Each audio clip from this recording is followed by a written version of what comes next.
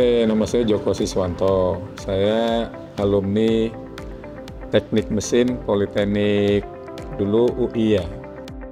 Kemudian masuk tahun 1985. Ya, saya sekarang di Sekretaris Jenderal Dewan Energi Nasional. Kemudian saya tinggal di Bintaro, anak saya 4. Istri saya masih 1.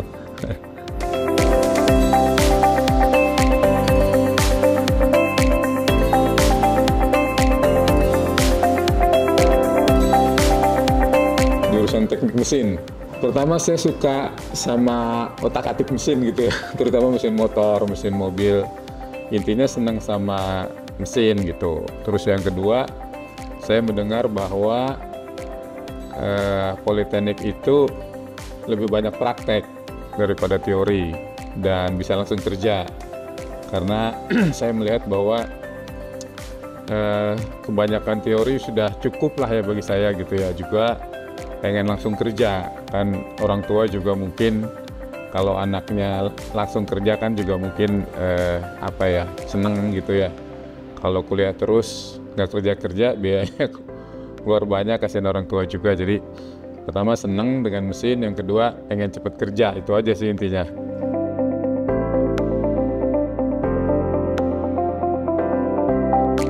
Banyak ya, pertama kali kan di sana dulu wajib menwa ya.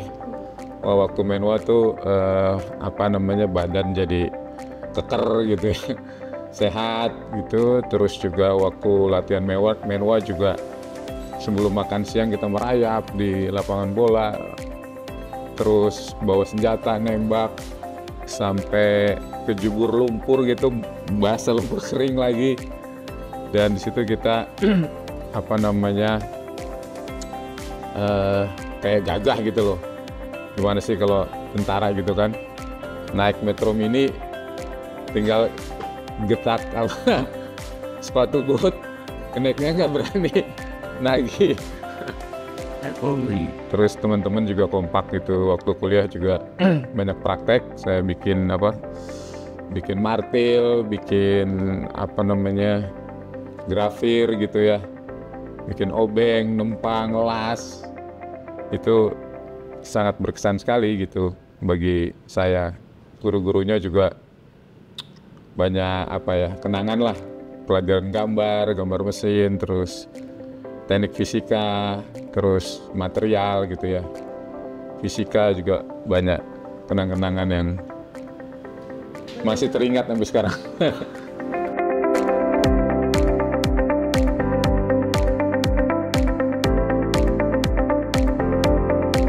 Yang pertama menurut saya untuk skill praktek ya, untuk bekerja, penyiapan kerja itu sangat baik karena di sana kita praktek, jadi tidak hanya teori tapi praktek 55% zaman saya itu.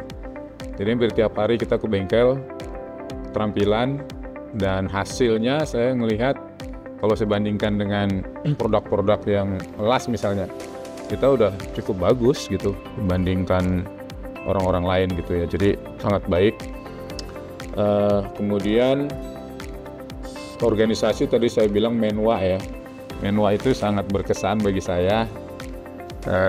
Tentang kepemimpinan, latihan fisik, mental, itu sangat berkesan sekali waktu menwa, kekompakan kita ya.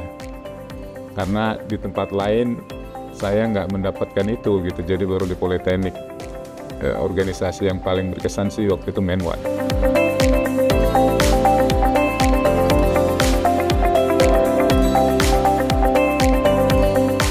Pertama Pak Zuardi ya kalau nggak salah ya, dia ngajar di bengkel. Kemudian Pak siapa lagi tuh ngajar matematik, fisika kalau nggak salah, Pak teknik fisika, Pak siapa lupa saya, Pak Slamet atau Pak siapa ya. Terus guru gambar kalau nggak salah ada juga nama Pak Joko ya, lupa saya. Kemudian Ibu Indri kalau nggak salah ngajar teknik fisika atau fisika, lupa saya. Ibu Dewi ngajar material. Jadi banyak berkesan lah. Terus ada guru bahasa Inggris ya, yang cantik tuh siapa namanya lupa.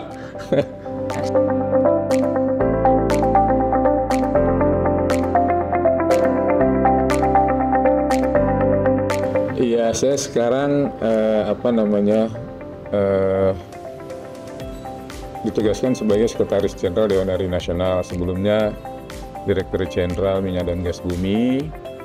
Sebelumnya saya pernah di SKK Migas, di BPA Migas, gitu. Cuma banyak berkarir di Jen Migas. Sebelumnya juga saya di konsultan di teknik perminyakan, di konsultan petroleum engineering di Cirando Commercial Estate. Ya. Nah, saya sebelumnya setelah dari Politeknik UI juga ambil kuliah di ITB, jurusan teknik perminyakan. Nah, di Poltek itu saya banyak ilmu pengetahuan, terutama gambar mesin, teknik fisika dan sebagainya, sehingga waktu saya kuliah di ITB itu sudah kayak ngulang aja gitu, sehingga saya menjadi mahasiswa tercepat lulusan di teknik perminyakan ITB saat itu ya, 4 tahun. Karena saya sudah mendapatkan pelajarannya banyak sekali di Politeknik waktu itu. Terus saya pengen juga kuliah di luar negeri. Nah, sehingga saya punya semangat, meskipun waktu udah kerja di PNS, di Jen Migas, yang saya baca ketika saya lagi pekerjaan selesai gitu, bahasa Inggris. Ya, belajar TOEFL, belajar IELTS secara mandiri ya. Beli bukunya, beli kasetnya, belajar sendiri. Sampai atasan saya bilang, kamu ngapain? Saya belajar bahasa Inggris, pengen ada punya TOEFL yang cukup untuk kuliah di luar negeri. Itu saya melihat juga kenapa saya pilih PNS, karena peluang untuk sekolah lagi itu besar gitu dibandingkan kalau swasta. Saya pernah kerja juga di swasta sebelum PNS, itu ya yang dituntut adalah hasil kerja sampai lembur, target, tidak memikirkan karir ataupun menyekolahkan lagi karyawannya. Tapi di PNS itu banyak sekali sponsor dan sebagainya, sehingga saya dapat sponsor untuk kuliah lagi S2 di Inggris. Saya ambil manajemen karena saya mikirnya setelah pengetahuan teknik cukup gitu ya, suatu saat saya harus bisnis, saya ambil MBA waktu itu. Nah, tidak berhenti di situ, ketika lama-lama bosen juga jadi PNS kan, pengennya kayaknya pengen ngajar gitu. Nah, waktu saya ngelamar jadi dosen di ITB, disarankan kalau dosen itu sekarang harus S3, kalau S2 cuman acat sama asisten akademik, ya gajinya kecil. Akhirnya saya disuruh kuliah lagi, ambil S3 sebelum jadi dosen, sambil kerja gitu. Nah, alhamdulillah saya bisa S3, dan setelah S3 karir saya akhirnya bisa naik terus gitu, karena saya S3 kan, jadi bisa jadi direktur terus sampai akhirnya bisa jadi eselon 1 lah sampai saat ini. Yang kedua, saya membaca buku namanya Berpikir dan Berjiwa Besar, The Magic of Thinking Big. Sejak saya membaca buku itu, hidup saya berubah 100%, 180% bahkan. Jadi untuk memotivasi diri sendiri. Jadi kalau kita yakin kita bisa memperoleh sesuatu, maka itu sudah suatu kemajuan, tahap awal dari kita menuju kesuksesan. Nah, di dalam buku itu juga diajarin bagaimana cara kita menuju sukses itu, ya. Ketika kita menjalankan, otomatis, makanya bukunya dibilang The Magic of Thinking Big, ya. Ketika berpikir besar, kita melakukan, kita nggak terbukti itu terjadi gitu. Nah, itulah yang membawa saya berubah kehidupan saya sejak saya membaca dan mempraktekkan apa yang disarankan dalam buku itu. Buku itu juga itu buku psikologi ya, intisari agama juga diajarkan di situ sih. Jadi kita harus berpositive thinking terhadap apapun gitu. Tapi memang ada kelemahannya, kita bisa dimanfaatkan orang, tapi nggak apa-apa. Menurut agama yang penting kita berbuat baik kepada semua gitu. Nah, saya ikutin aja, alhamdulillah ya akhirnya bisa mencapai karir yang seperti sekarang gitu ya.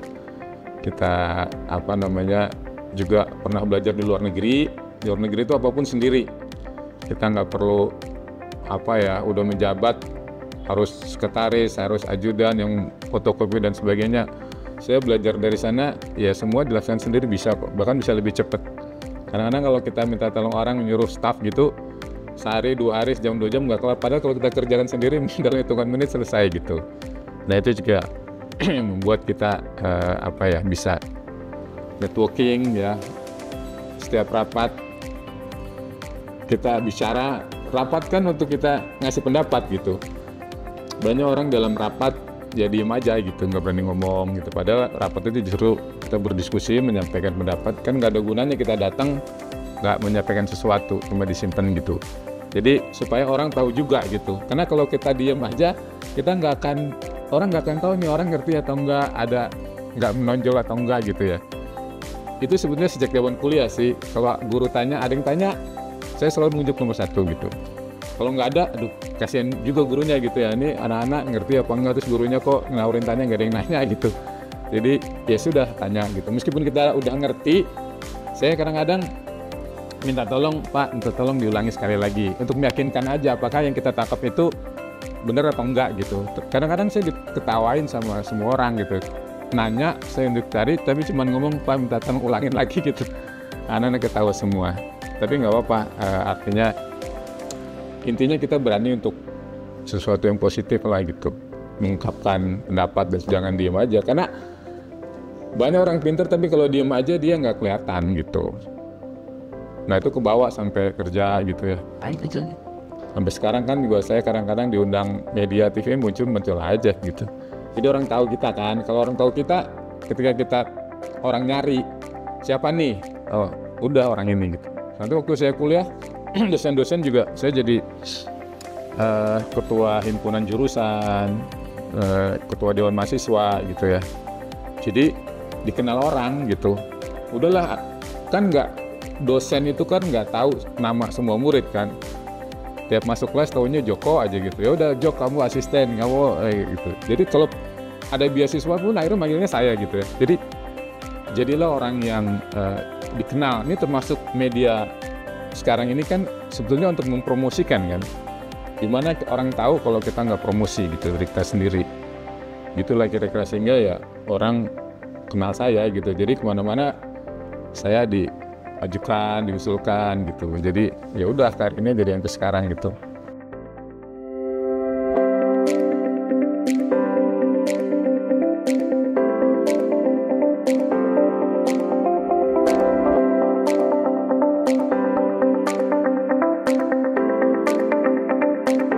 Ya pertama seperti yang saya bilang tadi, belajar memotivasi diri sendiri, banyak caranya. Terus juga semangat, kerja keras, dan jangan lupa berdoa. Itu ya kan banyak cara-caranya. Terus belajar gitu. Jadi untuk mencapai sesuatu tuh kita bikin perencanaan gitu. Perencanaan yang baik itu sudah 50% keberhasilan gitu. Kalau kita nggak punya perencanaan yang baik, gimana kita mau berhasil? Jadi kita bisa memprediksi diri kita. Setelah saya berkomunikasi dengan profesor gitu ya, itu 2 tahun dari sekarang kita mau jadi apa. Kita nggak bisa 10 tahun, 5 tahun, kita nggak tahu nasib kita seperti ini, kita nggak pernah merencanakan kan. Kita ketemu aja ini juga nggak, apa kita rencanakan 2 tahun itu nggak juga gitu. Jadi kita hanya bisa merencanakan, tapi kalau kita Bang Herudin ya merencanakan, Bang kita 2 minggu lagi ketemu, akhirnya bisa gitu. Nah tapi kalau yang jauh itu susah, sehingga kita 2 tahun ke depan deh kita rencanakan, terus kita tarik ke belakang untuk mencapai 2 tahun ini, apa yang kita lakukan setahun ini, terus sampai apa yang kita lakukan besok. Nah itu dibuat tuh perencanaannya, direnungkan. Biasanya kalau habis sholat tahajud gitu ya, di waktu yang hening itu malam-malam, itu diajarin di buku itu juga. Kita punya sesuatu keinginan berapa, dari 10, nanti yang paling prioritas berapa, 5, 4, 2, akhirnya 3, 1 apa dulu gitu. Nah nanti baru kita jalankan tuh besok. Kita harus ngapain, terus seminggu lagi, 2 minggu lagi, kita jalankan apa yang mau kita inginkan, kita capai gitu. Jadi memang harus terprogram, dan itu kita tulis di mana, di tempat tidur kita, di kamar kita, bahwa kita akan menuju ke sana, kita mau lakukan apa gitu. Nah itu semua ada sebetulnya di buku yang saya bilang tadi, The Magic of Thinking Big, berpikir dan berjiwa besar. Ikutin aja langkah-langkah itu kalau kita ingin mencapai sesuatu yang kita inginkan.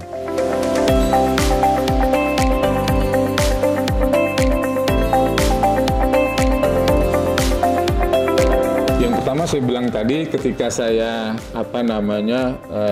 kuliah di sana, pertama dapat ilmu tentunya ya untuk belajar ke jenjang berikutnya. Karena kan di PNJ kemarin kan diploma ya, D3 kan. Nah, begitu kita ngambil ke S1, itu kita sudah punya bekal yang cukup banyak gitu. Sangat mudah kita untuk melanjutkan ke S1. Itu yang saya alami. Kemudian dalam praktek kerja juga, terbukti sebagai contoh misalnya Politeknik di Batam, itu 100% lulusannya kerja. Nah, saya dengar juga Politeknik di tempat kita juga sebagian besar bisa langsung kerja gitu ya. Jadi tidak hanya kita tahu secara teori, tapi kita juga bisa praktek gitu. Jadi bisa sangat-sangat cukup pengetahuan. Dan teman-teman alumni saya lihat ada si Gilbert misalnya, kayak ketemu ternyata sama-sama kerja di oil and gas, di bidang oil, dia di Pertamina. Terus ada juga si Yogi pernah di mana, Chevron gitu ya. Jadi banyak teman-teman yang sukses di luaran dari alumni dari Politeknik kita ini gitu.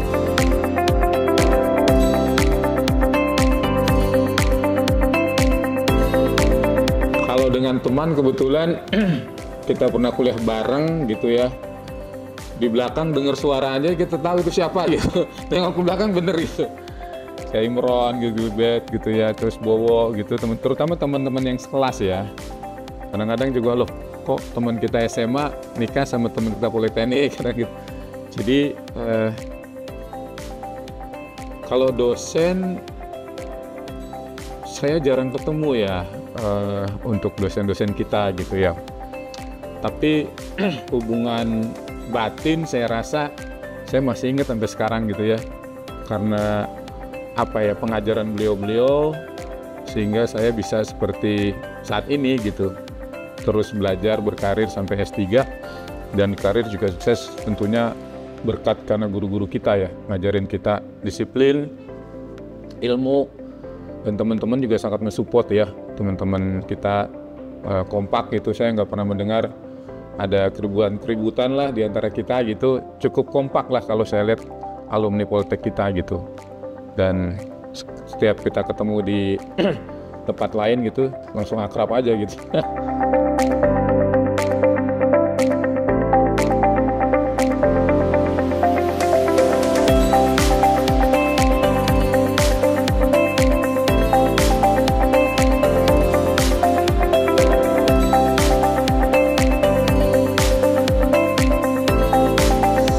Teman-teman mahasiswa ya, saya menyarankan tentunya apa yang pernah saya lakukan di kampus gitu ya. Jadilah orang yang aktif ya. Aktif tidak hanya di kelas, tapi juga ekstrakurikuler gitu ya. Karena ini akan menambah pengetahuan soft skill kita untuk bergaul, menjamin networking, juga aktif kelihatan yang menonjol nantinya di masyarakat.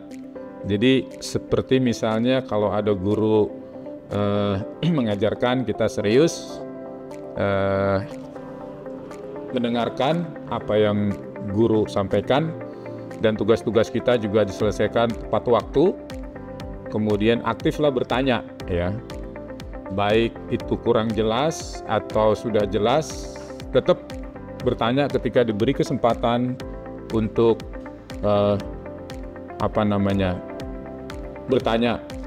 Kadang-kadang saya juga punya pengalaman ketika saya memperhatikan seorang guru mengajar di depan kelas, dan ketika itu keliru, sampaikan saja, jangan segan-segan. Dan ternyata kalau kita sudah yakin bahwa, karena kita sudah baca dulu sebelumnya begitu ya, ya kita beritahu gitu. Dan itu sangat baik menurut saya. Kalau kita diem saja, nanti semua kelas jadi keliru kan, nanti pas ujian salah gitu, nggak apa-apa gitu. Bukan kita merasa lebih pinter atau itu, tidak sama sekali. Ini demi untuk pak gurunya juga, dosennya juga, dan kita juga. Jadi aktif juga. Tadi saya bilang kegiatan ekstrakurikuler, karena kita di situ akan belajar membagi waktu. Saya kadang ngundang rapat di kegiatan mahasiswa itu karena kita udah nggak ada waktu lagi, 2 kegiatan gitu pada jam yang sama, ya sudah kita hadir di sini misalnya 10 menit membuka rapat lah gitu, kita harus lari ke tempat lain karena nyari ruangan rapat kan juga susah gitu ya, sementara jadwal kita juga full untuk kuliah dan ujian dan sebagainya. Nah itu jalanin aja, dan waktu itu saya yakin bahwa di tempat kerja akan lebih begini lagi, dan sekarang saya merasakan pada jam yang sama, untung aja ada online sekarang. Saya bisa rapat pakai 3 monitor, pakai PC, pakai laptop, pakai HP gitu ya.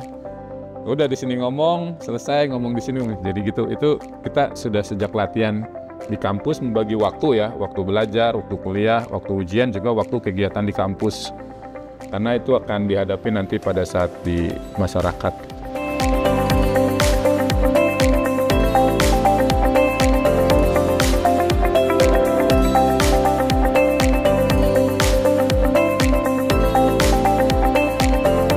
Saya berharap apa yang saya lakukan bisa bermanfaat tentunya bagi bangsa dan negara, bagi pekerjaan saya di kantor, teman-teman saya di kantor juga bisa menjadi contoh gitu, terutama yang baik-baik, karena semua orang juga punya kekurangan kan, ambillah yang baik-baik begitu. Jadi, dan saya merasa ya banyak sih apa yang saya lakukan itu buat bangsa dan negara ya, misalnya untuk negara, saya pernah di Badan Pengatur Hilir Migas, bahwa distribusi BBM bersubsidi tepat sasaran itu bisa menghemat subsidi BBM sampai 4 triliun begitu ya. Dan saya pernah juga menandatangani spek B30 yang sekarang di masyarakat dijual, sehingga kita tidak impor lagi BBM jenis solar, dan penghematan defisitnya sangat besar sekali. Dan hal-hal lain yang pernah saya lakukan, saya merasa yaitu cukup bermanfaat lah bagi masyarakat, bangsa, dan negara ya.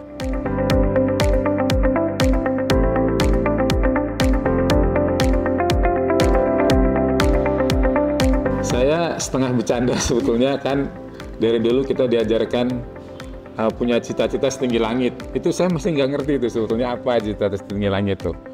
Nggak clear gitu ya. Nah waktu saya selesai kuliah itu ada istilahnya wisuda gitu ya, wisuda sarjana waktu itu. Terus saya kebetulan lulus paling cepat waktu itu di kampus, di interview sama orang yang lulus 4 tahun dan cum laude ya, waktu ada 16 orang, suruh ngisi formulir sama tuh, pengen jadi apa, cita-cita gitu. Terus apa yang buat orang ketawa nanti pada saat acara wisuda, karena itu akan dibacakan di saat wisuda. Nah, saya tuh dari 5 orang yang dibacakan saat wisuda, saya nomor 4 dibacakan, supaya seorang ketawa aja gitu, yang kira-kira orang tidak kebayang apa yang saya ucapkan gitu, yang inginkan gitu. Nah waktu itu saya bilang cita-cita saya ingin jadi Presiden Republik Indonesia. Nah alhamdulillah sekarang presidennya Joko kan, tercapai. Jadi gitu, jadi tapi ya sekarang saya sudah umur 59 ya. Ya cita-cita ingin tentunya ingin masuk surga ya. Pak Imron nih tiap hari ngirim doa gitu tiap pagi habis subuh. Jadi ingin jadi, kalau bisa jadi ustadz gitu ya. Itu jadi contoh yang baik buat anak cucu, sehat gitu ya. Ya insya Allah udah cukup lah gitu ya.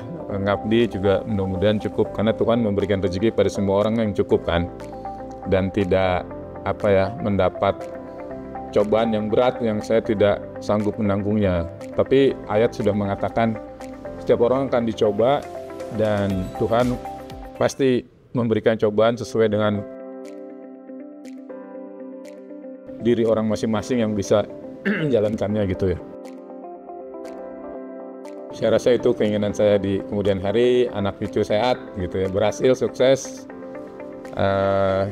agamanya juga baik gitu ya, menjadi orang yang berguna bagi bangsa dan negara, masyarakat seluruhnya. Amin.